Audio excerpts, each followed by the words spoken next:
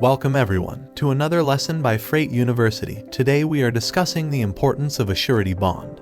A freight broker surety bond, also known as a BMC-84 bond, is a type of license and permit bond required by the Federal Motor Carrier Safety Administration, also known as the FMCSA, regulating freight brokers in the United States. This bond serves as a financial guarantee that a freight broker will comply with federal regulations and pay their bills to motor carriers who transport goods on their behalf. It protects shippers and carriers from financial harm if the broker fails to fulfill its obligations. So here is some information that the FMCSA requires, and also the surety bond amount for today's freight brokers to obtain.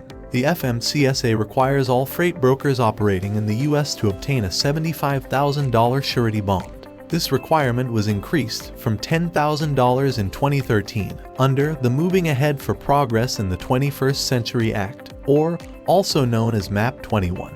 The bond must be in force before the broker can begin operating and must be renewed annually. So, here is a list of 6 different types of freight broker bonds and explanations of each. There are different types of freight broker bonds available, each with specific requirements and coverage.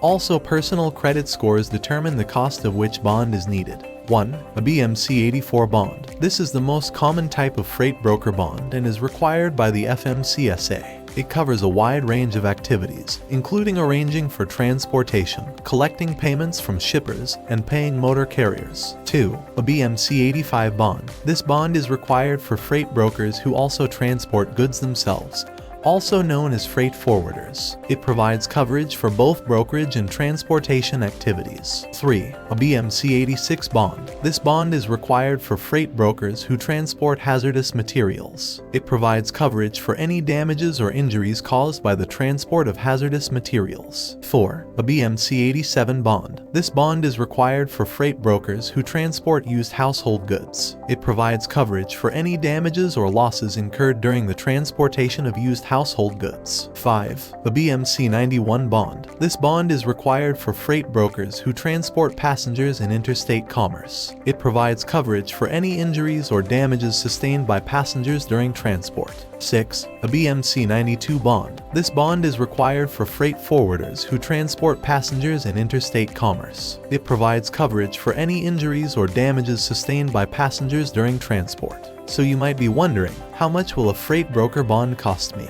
The cost of a freight broker bond depends on several factors, including the bond amount, the creditworthiness of the applicant, and the bond term. Generally, the cost can range from $938 to $5,000 for a 1-year term. In many cases, the applicant can pay quarterly payments for the bond.